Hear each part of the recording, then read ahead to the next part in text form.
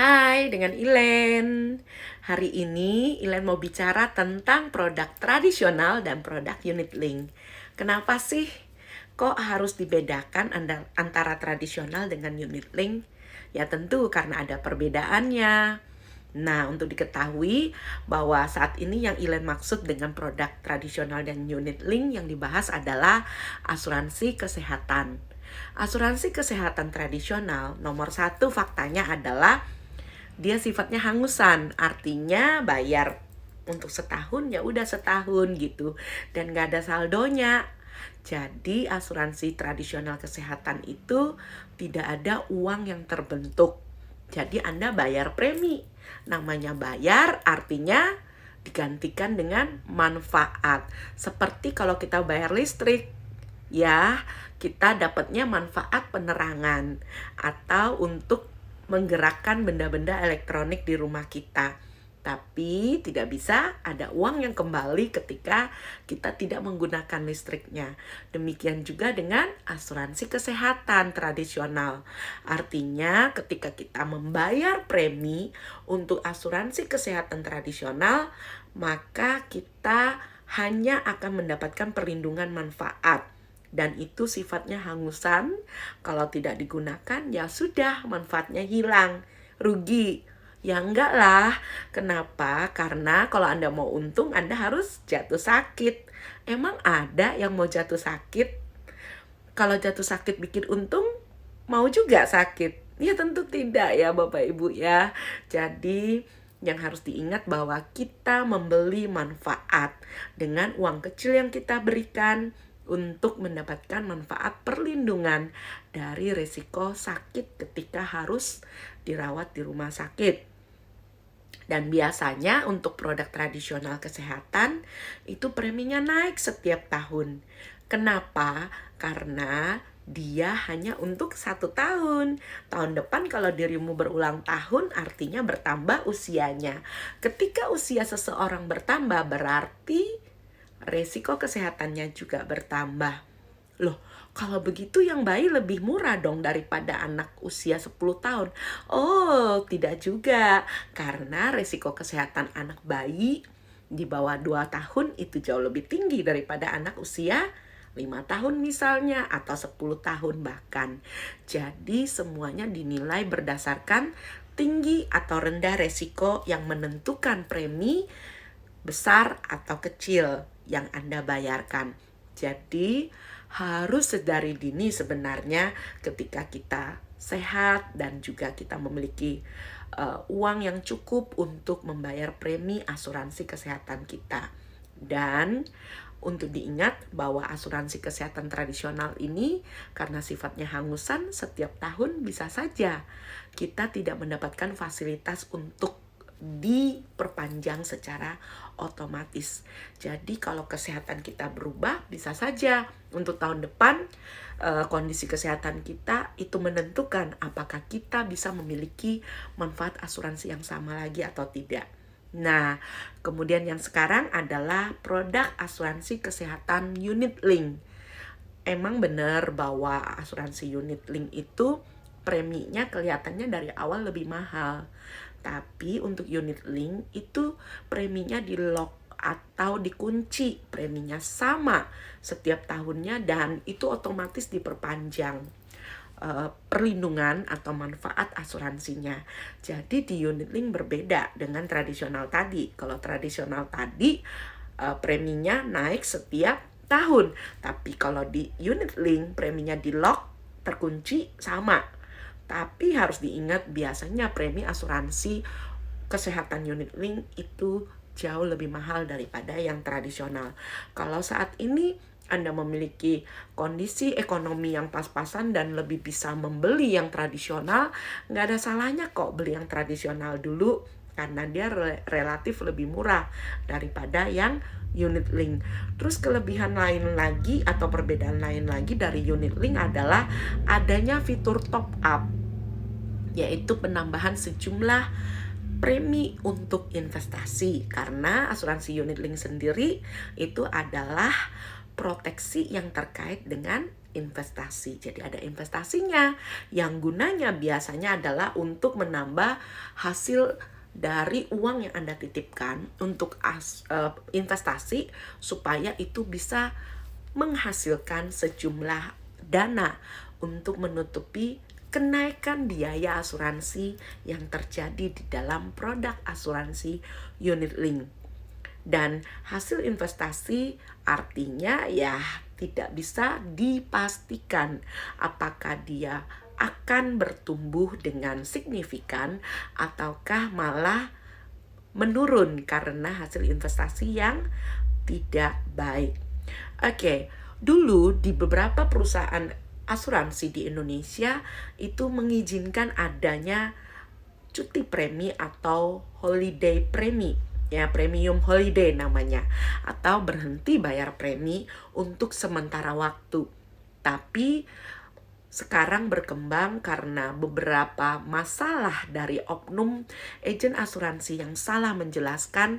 Sekarang ini lebih banyak perusahaan asuransi yang tidak mengizinkan adanya premium holiday atau berhenti bayar premi untuk sementara waktu. Loh, kalau nggak boleh cuti premi, berarti kita bayar terus dong. Benar, di asuransi unit link sekarang lebih dianjurkan setiap nasabah melakukan yang namanya bayar premi seumur hidup. Artinya Anda bayar terus preminya sehingga mencukupi seiring dengan pertumbuhan atau kenaikan dari biaya asuransi yang harus ditanggung melalui manfaat yang dibeli. Oke. Tapi ada juga beberapa perusahaan asuransi yang mengizinkan masih cuti premi atau premium holiday. Loh, kok bisa? Ya, itu tergantung kebijakan dari perusahaan asuransi masing-masing.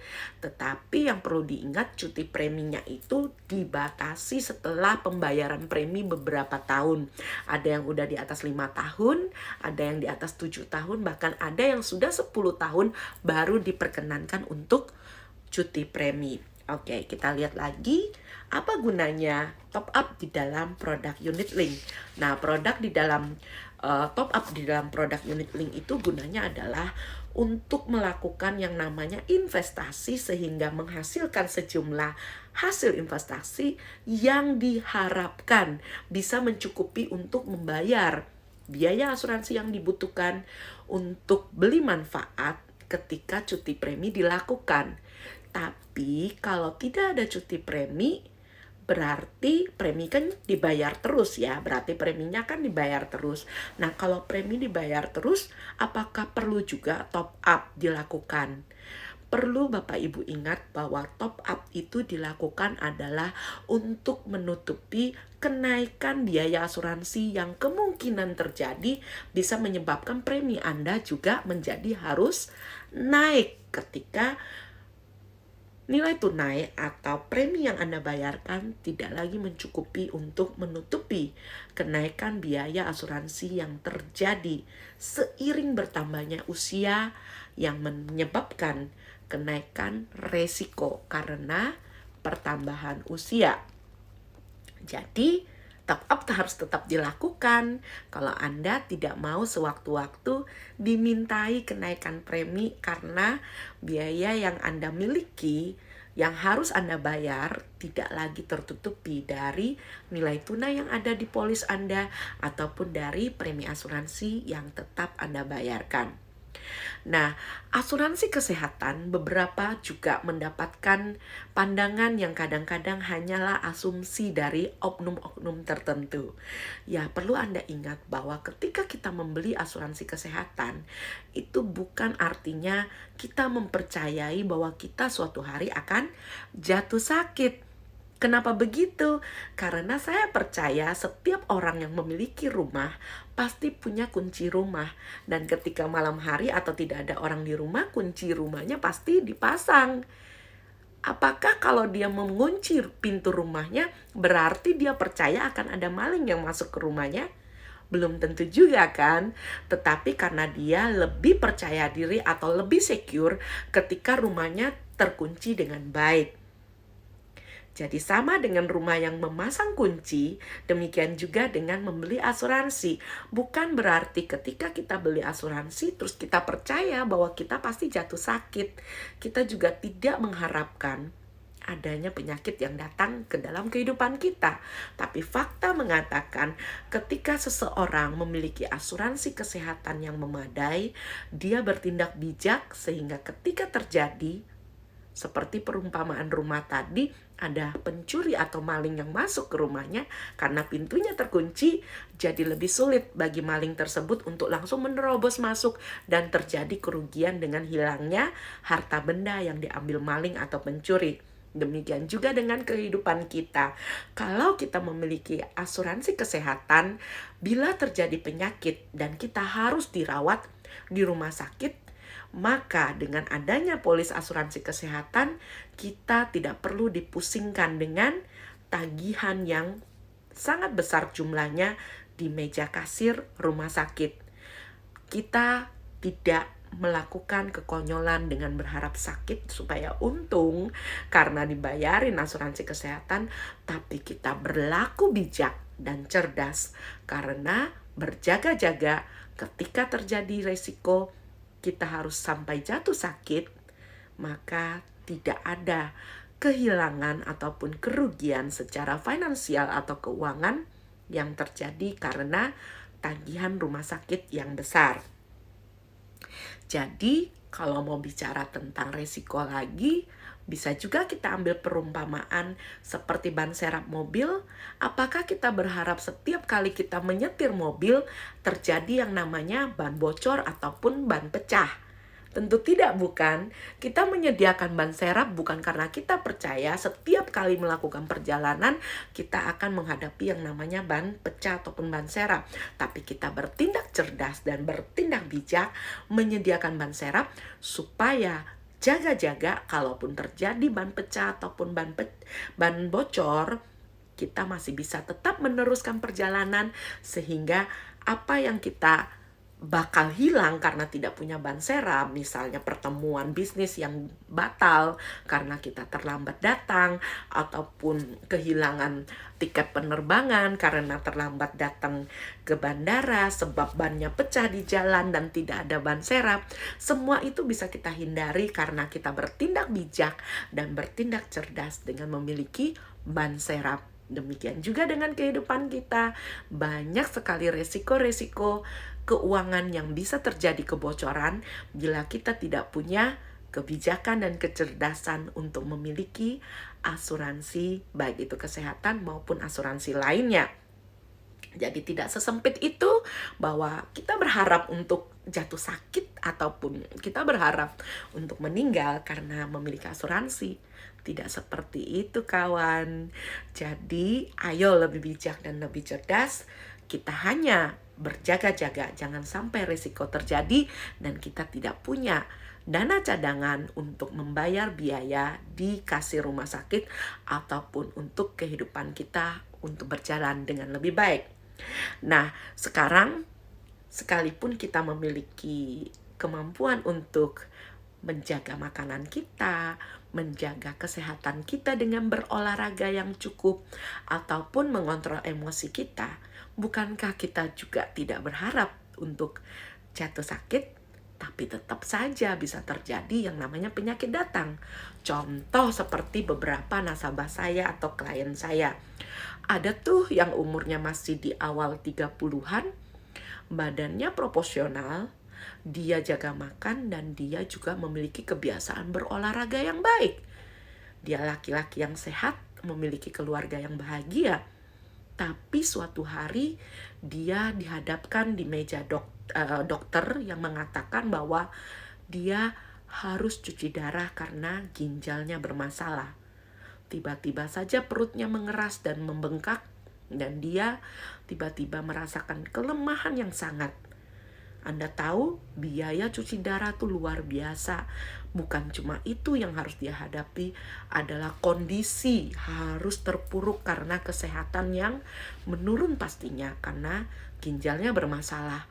Tapi ketika dia menyadari bahwa sepertinya ginjalnya tidak masalah, tapi ada sebab lain di dalam tubuhnya yang harus segera diobati, dia memilih alternatif dengan second opinion dari dokter yang berbeda, dengan rumah sakit yang lebih kelasnya lebih tinggi, profesionalismenya. Dia akhirnya memilih pergi ke luar negeri dan berobat di dokter yang lain, di rumah sakit yang lebih lengkap fasilitasnya. Dan Anda tahu apa yang ditemukan? Dia dikabarkan dengan hasil medis yang sangat teliti, jantungnya, fungsi jantungnya sisa 15%. Laki-laki yang sehat, jaga makan dan juga berolahraga, tapi tiba-tiba jantungnya tinggal 15%. Kita tidak pernah tahu bagaimana kehidupan kita akan berjalan ketika organ di dalam tubuh kita tiba-tiba ngambek, Bapak Ibu, tiba-tiba jantungnya fungsinya tinggal 15%. Kita mana tahu kalau tiba-tiba seperti saya beberapa tahun yang lalu, pankreas saya tiba-tiba meradang dan bengkak dan saya dinyatakan kena pankreatitis akut. Tentu saja saya tidak pernah mengharapkan sakit, demikian juga dengan nasabah saya, dia tidak pernah mengharapkan terjadinya jantungnya hanya sisa 15%. Tapi puji Tuhan kami memiliki asuransi yang memadai, asuransi kesehatan yang memiliki limit lebih dari apa yang kami butuhkan, sehingga berapapun biaya yang kami keluarkan saat berobat di luar negeri, di rumah sakit yang biayanya lebih mahal karena fasilitasnya komplit, maupun dengan tenaga dokter yang lebih profesional yang mampu menangani kami dengan cepat, perusahaan asuransi membayar semua klaim kami, ratusan juta, miliaran bahkan nasabah saya, semuanya dibayar dengan lunas. Hanya karena kami membayar premi kami tepat waktu dan menjaga kelangsungan dari polis asuransi kami dengan tidak mengharapkan sakit pastinya. Oke, begitu sekilas yang bisa Ilen sampaikan untuk asuransi kesehatan dan beberapa fakta yang bukan beberapa ya, baru satu ya. Kalau gitu ditambah deh yang kedua, fakta kenapa kita harus punya asuransi kesehatan. Oke, pernah tahu bahwa ada orang yang terjatuh di rumahnya, di tangga, atau bahkan mungkin di toilet, tiba-tiba dia mengalami yang namanya kondisi kritis. Nasabah saya ada, dia jatuh di kamar mandi, terpeleset dan tidak jatuh tergeletak, tapi hanya terpeleset, lututnya kena dan lututnya menjadi bengkak. Lalu seiring dengan waktu dia berobat ke dokter, kemudian dia juga pergi ke tukang urut untuk bisa memulihkan kondisi lututnya, tapi Anda tahu yang terjadi? Si bapak ini akhirnya divonis dokter setahun kemudian mengalami yang namanya tumor bertumbuh di tempurung lututnya, dan dia harus dioperasi, dibersihkan semuanya, dan itu butuh biaya yang lumayan juga. Apakah ketika nasabah saya membeli asuransi, dia berharap kecelakaan dan mengalami yang namanya tumor sehingga harus diambil tindakan? Anda tahu bahwa tindakan yang dilakukan di rumah sakit itu adalah porsi biaya paling mahal di rumah sakit. Kenapa? Karena harus dilakukan mendadak dan harus dilakukan saat itu juga. Dan itu biayanya tidak bisa ditawar, Bapak Ibu. Apakah ketika kami membeli asuransi atau nasabah saya beli asuransi, dia berharap terjadi kecelakaan dan harus diobati karena tumbuh tumor? Tentu tidak, Bapak Ibu. Jadi semua itu hanyalah sebuah kewaspadaan, kecerdasan finansial sehingga dia mampu berjaga-jaga dan melakukannya dengan tepat waktu. Karena beli asuransi bicara tentang ketepatan waktu dan kecukupan biaya supaya Anda bisa ditangani oleh tenaga ahli dokter yang benar-benar jago, dan juga ketepatan obat dan juga tindakan-tindakan yang harus dilakukan supaya dapat segera sembuh dan dipulihkan dari kondisi yang tidak diinginkan. Oke, Bapak Ibu, demikian informasi dari Ilen malam hari ini untuk asuransi kesehatan tradisional maupun unit link. Jadi yang mana yang lebih baik? tergantung kebutuhan Anda dan juga kondisi keuangan Anda. Tapi selalu diingat bahwa lebih baik 3 tahun terlalu cepat beli asuransi daripada Anda telat 3 hari karena kondisi Anda tidak lagi diizinkan untuk membeli asuransi. Baik asuransi kesehatan, asuransi kondisi kritis, asuransi jiwa maupun asuransi pendidikan dan dana pensiun, semuanya harus dibeli di waktu sekarang yang terbaik. Karena kita tidak pernah tahu siapa duluan, siapa yang kena sakit, siapa yang akan berpulang duluan. Bahkan kita tidak tahu resiko itu kapan terjadi.